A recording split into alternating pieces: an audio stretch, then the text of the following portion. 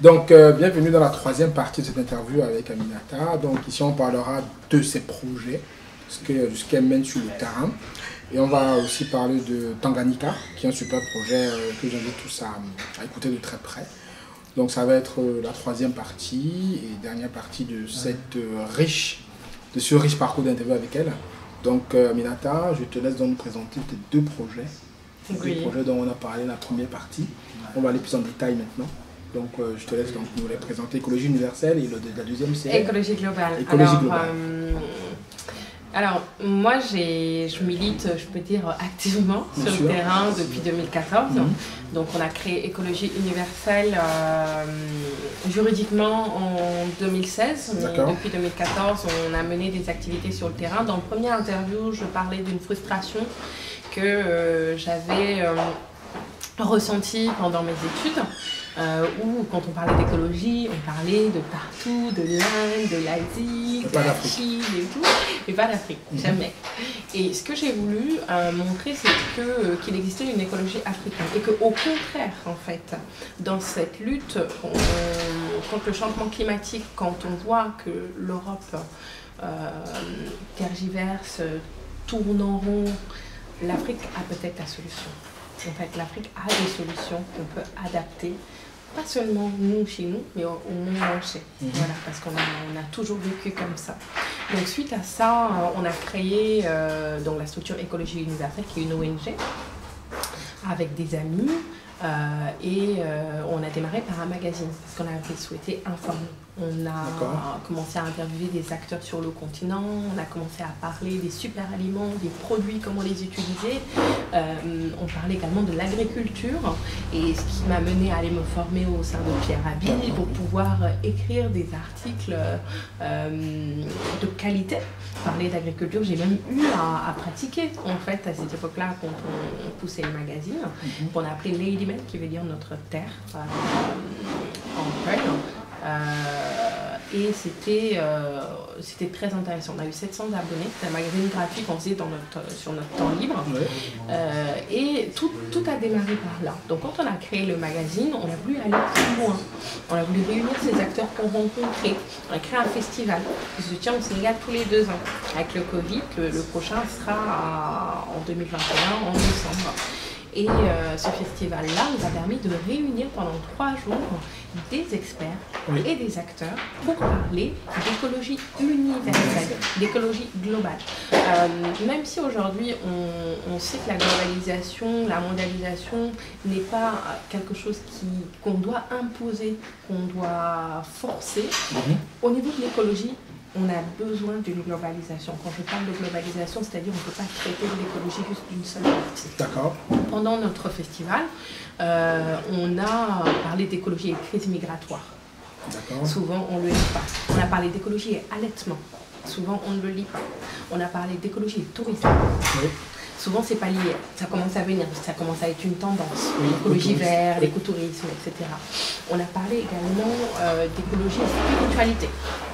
D'écologie et souveraineté alimentaire, d'écologie et gestion des déchets, écologie et urbanisme, voilà, plein d'autres sujets, et technologie, écologie et l'écologie numérique. Donc on a vraiment voulu parler d'une écologie globale, inclusive. Et moi, mon combat a toujours été de remettre l'Afrique au cœur du débat du changement climatique. Parce qu'aujourd'hui, quand on voit les solutions qui sont rapportées sur la table, l'Afrique n'apporte rien, on ne lui demande même pas son avis. L'Afrique subit et ça ne peut pas continuer. En fait. On doit être acteur et non observateur sur cette lutte-là. Donc, au-delà du magazine, on a ce festival-là qu'on a créé, et pendant ce festival, on a créé un petit marché où il y avait des artisans, mais il y avait des commerçants éco-responsables qui étaient sur le marché. En rentrant en France, j'ai souhaité mener ça plus loin en créant Tanganyika, qui est aujourd'hui le premier concept store digital qui distribue des produits des éco-villages d'Afrique des fermes familiales d'Afrique, des commerçants et des artisans africains sur le continent de la diaspora. Donc aujourd'hui, on a vraiment voulu se positionner en tant que concept store digital, peut-être physique plus tard, mais notre objectif c'est de montrer que à travers les produits, à travers les fabrications qui sont réalisées dans les éco-villages, on peut raconter une histoire. Donc quand le client il arrive sur notre site, il a toute une histoire. En fait, nos partenaires sont plus que des fournisseurs, ils font partie intégrante du projet. On a même une partie voyage qui permet aux clients qui le souhaitent d'aller sur place. Donc on a créé un circuit pour aller rencontrer directement. Sur notre blog, vous pouvez voir des photos où nous sommes allés à la rencontre de nos partenaires. Il n'y a pas d'intermédiaire entre nous et nos partenaires. C'est directement chez les producteurs qui... C'est ça, directement chez les producteurs. Et pour moi, c'était très important en fait, d'aller à la source et d'avoir cette relation-là. Il y en a certains, quand on est venu les voir, ils nous ont dit on existe depuis 30 ans. Beaucoup souhaitent vendre nos produits, mais nous ne voulions pas en fait qu'on vende nos produits n'importe comment. Ce que vous nous décrivez là, ce que vous nous proposez, nous intéresse. On est vraiment dans le développement durable. Hein. Exactement. On est dans un développement durable, on est dans l'économie sociale et solidaire.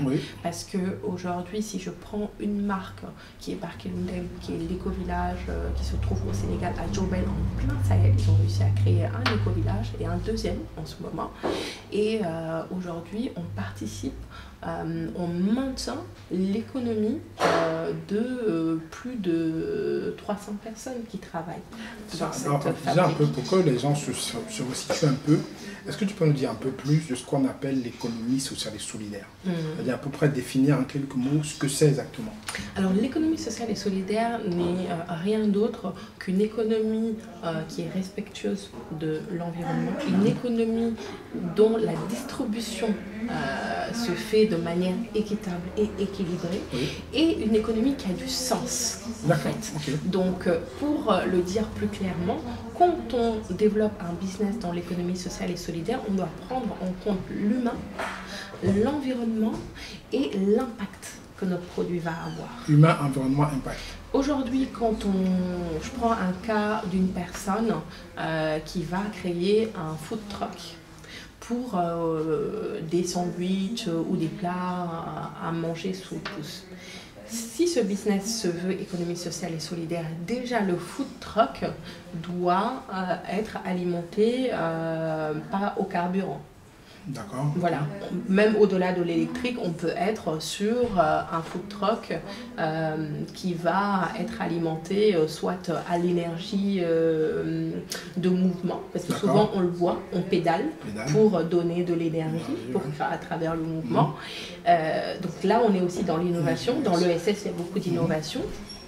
En plus de ça, la personne peut s'engager ou doit s'engager de travailler avec les producteurs locaux pour réduire son impact sur l'environnement, etc.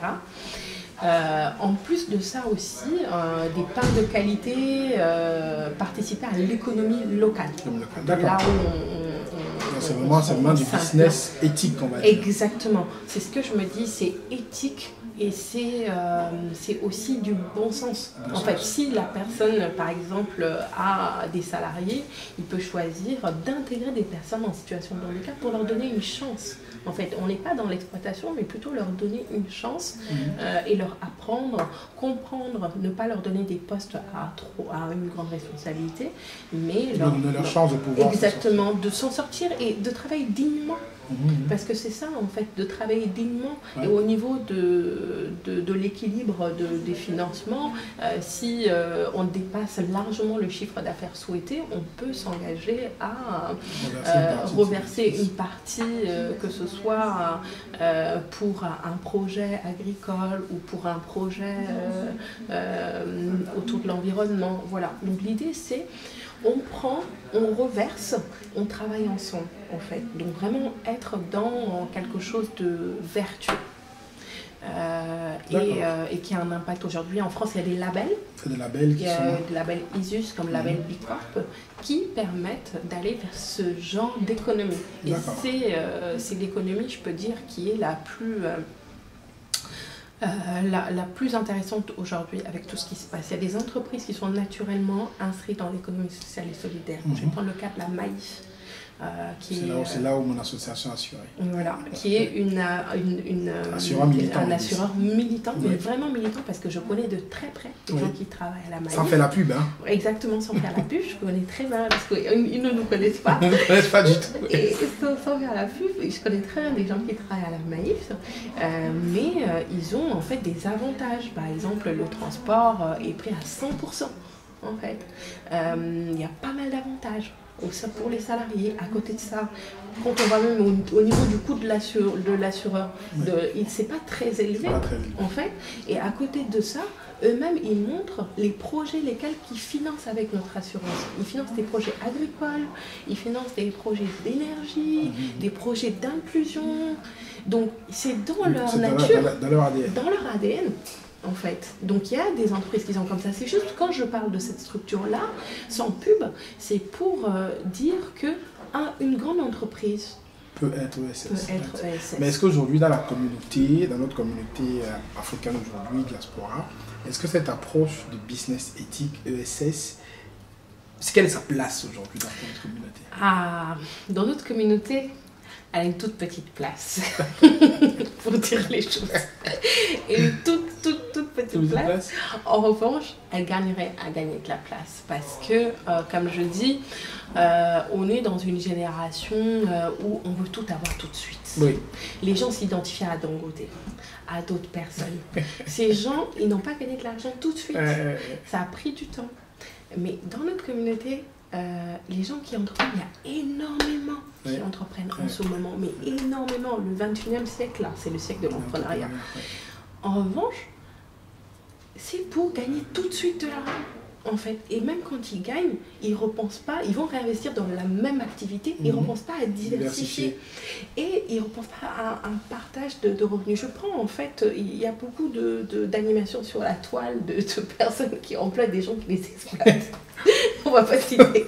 Mais si je prends ces cas-là, quand tu traites bien ton collaborateur, il peut y avoir des moments même où on n'a pas de quoi payer son collaborateur, mais on en parle, on discute, on respecte la personne. Le fait de juste, je me dis, de rémunérer à sa juste valeur un collaborateur et de lui donner certains avantages, mais on lui donne plus de motivation.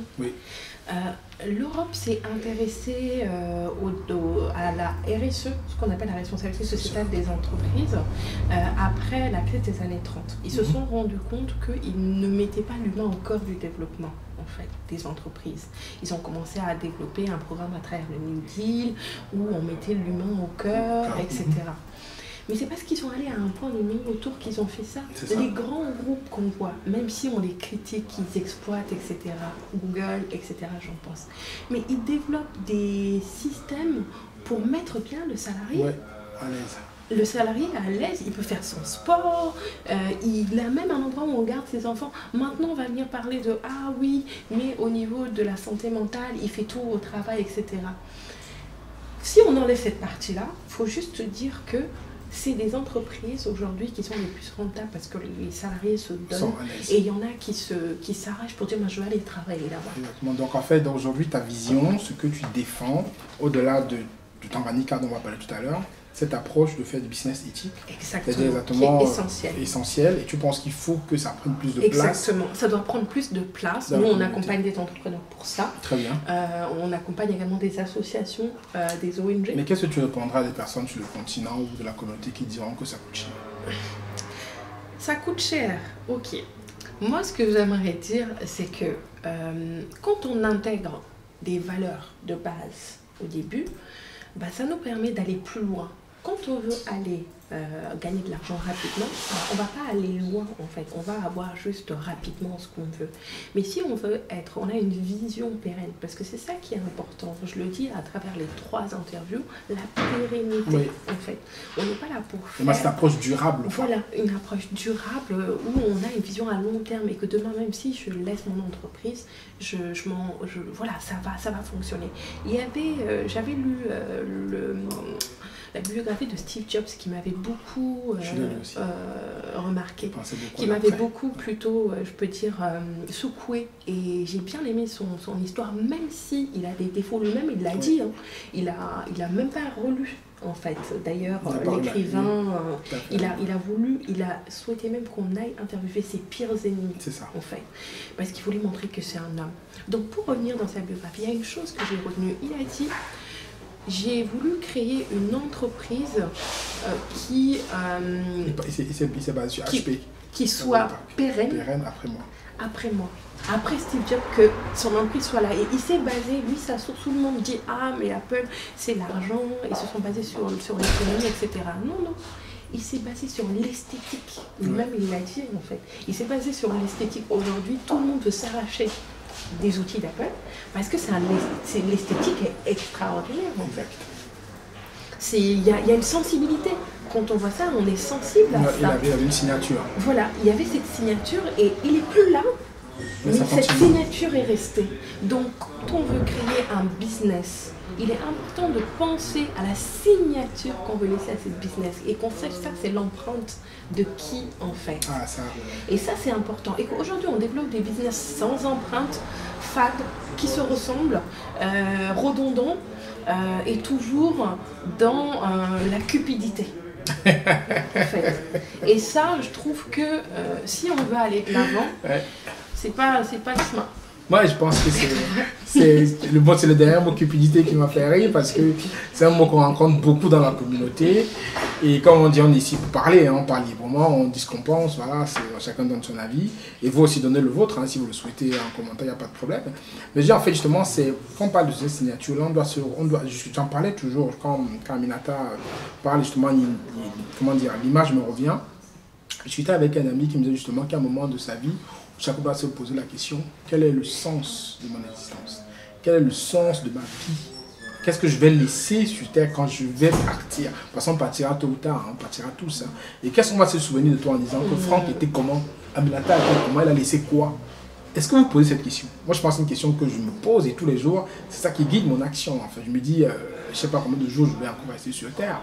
Mais si, quand je suis parti, on peut au moins savoir que Franck, il y a une chose qu'il a fait et qui reste, je pense que tu auras gagné ton séjour sur Terre. C'est totalement ça. Et moi, ce qui a fait que j'ai même arrêté de travailler en entreprise et travailler à mon propre compte, j'avais lu un livre qui m'avait retourné. Et ce livre me demandait de faire mon éloge funèbre, c'est-à-dire à ma mort, comment je voudrais que les gens se rappellent de moi. Mais c'était quelque chose, je l'ai fait et j'ai quitté mon emploi 3 mois plus tard. Parce que je me suis dit, mais en fait, j'ai pas envie qu'on se souvienne que je travaille pour un grand groupe et que j'ai fait toute ma vie dans ce groupe-là. Ça retourne à ça. Voilà, et ça vraiment c'est un exercice que je demande aux gens de faire, ceux qui veulent entreprendre en fait. Fais ton éloge funèbre, ça va te permettre de toucher le plus de sens. Et dans ce livre, il disait que il y avait une étude qui avait été faite dans les maisons de retraite où des personnes regrettaient la vie qu'ils n'ont pas pu vivre, en fait. Regrettaient amèrement des choses. Et on voit de plus en plus des seniors qui entreprennent. Bien sûr. C'est extraordinaire. Moi, je pense, ce que je dis toujours aux personnes, hein, c'est mieux d'essayer, même si on échoue. Et dans la formation que je donne sur l'entrepreneuriat, il y a un truc que je répète à tout le monde, que les entrepreneurs qui ont réussi, la majorité, ils ont échoué en moyenne 3,8 fois.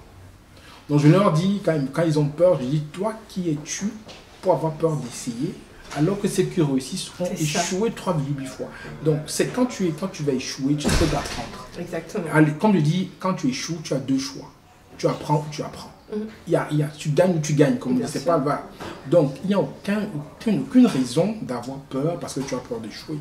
Parce qu'on me dit 3,8 fois, c'est la moyenne d'échec. Bien sûr. Donc c'est mieux de pouvoir y aller tout de suite, quitte à apprendre lorsqu'on apprend tous les jours, lorsqu'on entreprend, que de ne pas être dans la retenue et ne rien faire.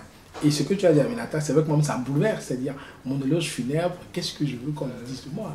C'est vrai que se poser la question, ça donne un sens, se dire, mais qu'est-ce que tu veux qu'on pense de toi quand tu vas partir? C'est ça. On va dire que tu as fait quoi Et ça, c'est vrai que je suis en train de se poser la question, toi qui nous écoutes là, qu'est-ce que tu veux qu'on parle? Tu veux qu'on dise quoi? Que tu as passé toute ta vie à escroquer tes collègues?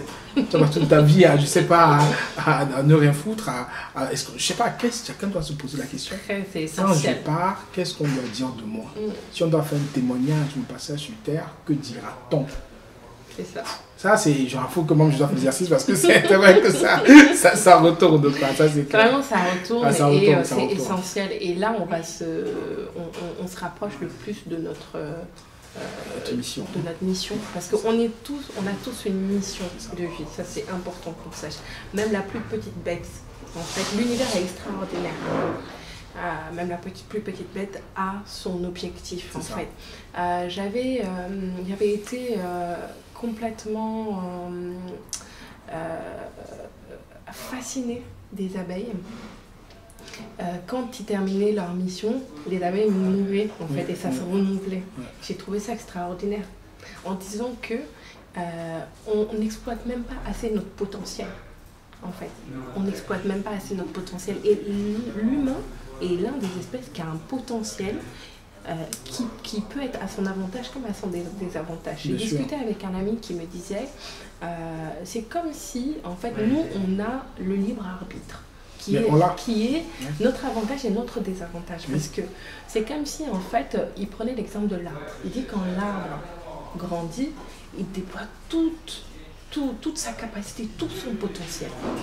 Et nous, c'est comme si on grandit comme l'arbre, à un moment on se dit c'est bon, je m'arrête là. On n'exploite pas tout notre potentiel.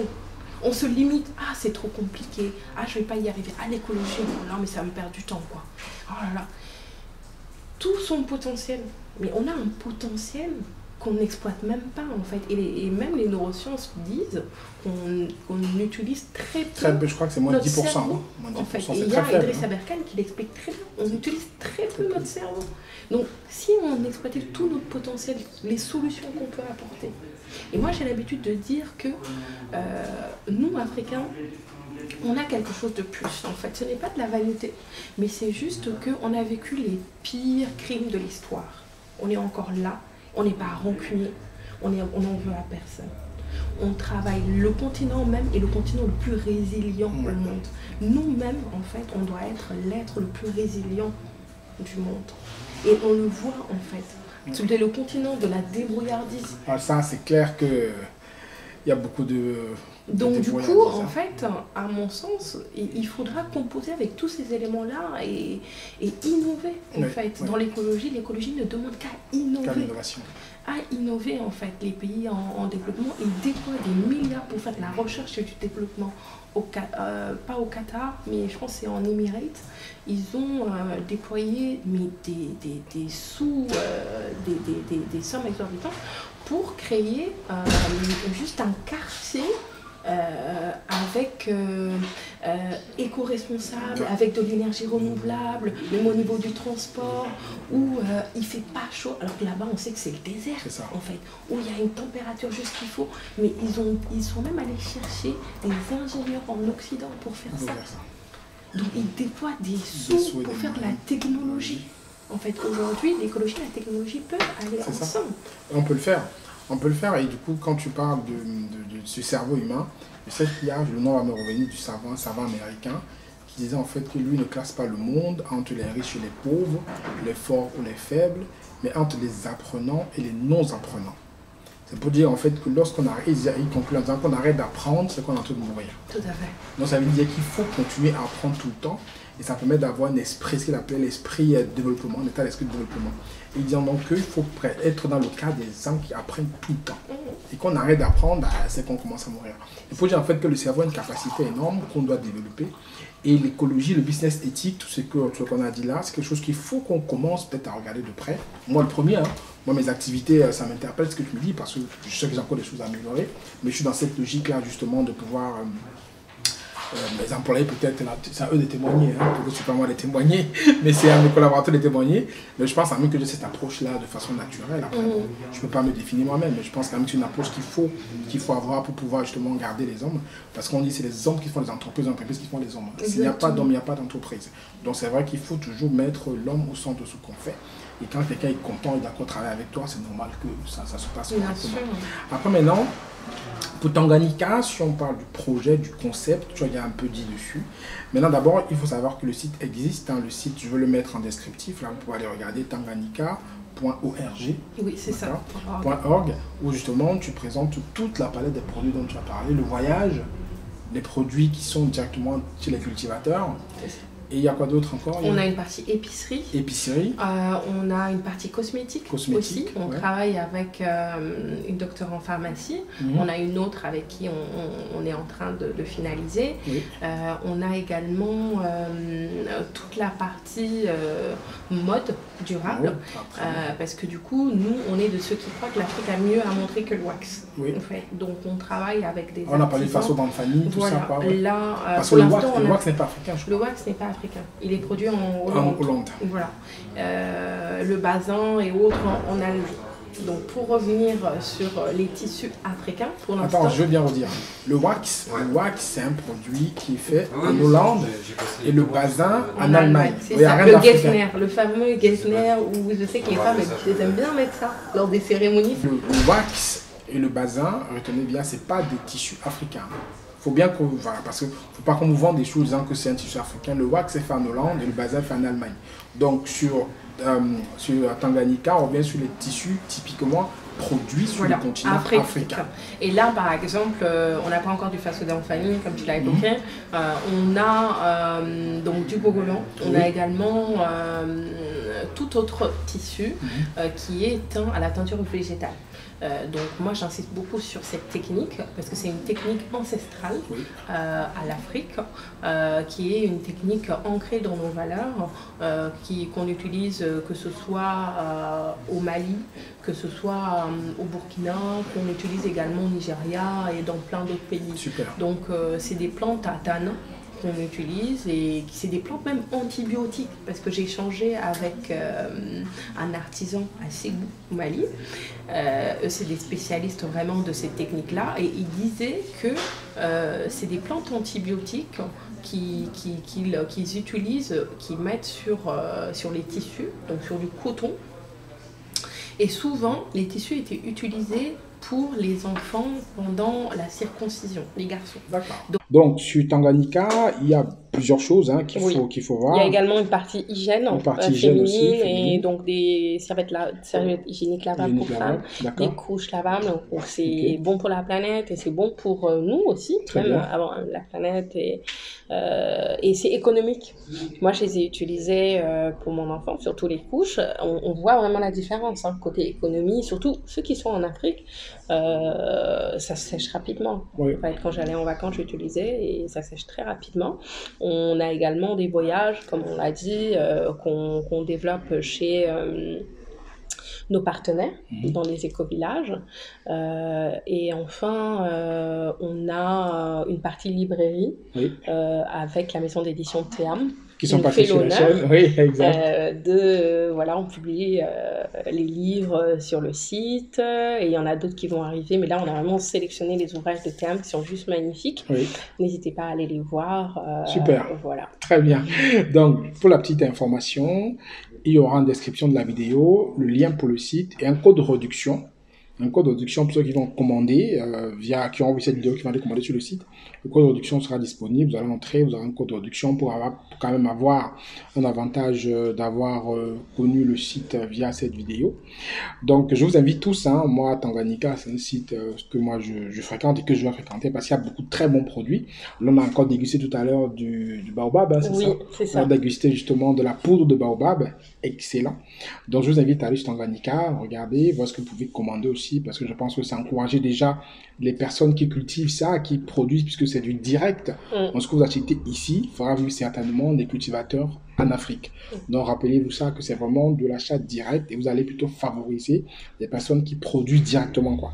Donc, c'est très intéressant. Exactement. Pour l'instant, on couvre le Sénégal, le Mali, le Bénin, le Togo, le Niger. Au Cameroun également, on a des acteurs et notre intention, c'est de couvrir toute l'Afrique. Toute l'Afrique. Voilà, notre intention, c'est de couvrir toute l'Afrique. On a d'autres partenaires qui arrivent, on a de nouveaux produits qui arrivent. Pour l'instant, on en a 30. On en a un africain sur le réussite, mais ça arrive, voilà. Et même si il y en a qui sont intéressés, qui développent des fermes familiales, nous, ça nous intéresse. En ce moment, on a signé un partenariat avec la ferme Songhai au Bénin. C'est vrai, oui, très bien. Donc, on est très heureux et honorés, et je prépare un voyage au Bénin, d'ailleurs, Super, très bien, excellent. Finaliser tout ça. Excellent. Donc, le mot de fin. Je te laisse le mot de fin. Merci à Franck, merci à toi, merci merci à Fatou, pour ton temps. ton élève qui a permis tout ça. Oui. Merci, tes questions étaient très pertinentes et on voit que le sujet te tient vraiment à cœur, parce que souvent, soit les gens ne s'intéressent pas à l'écologie, soit ils font du greenwashing, comme on dit, c'est-à-dire ils s'intéressent pour un but. Et on voit que c'est vraiment, t'es en phase.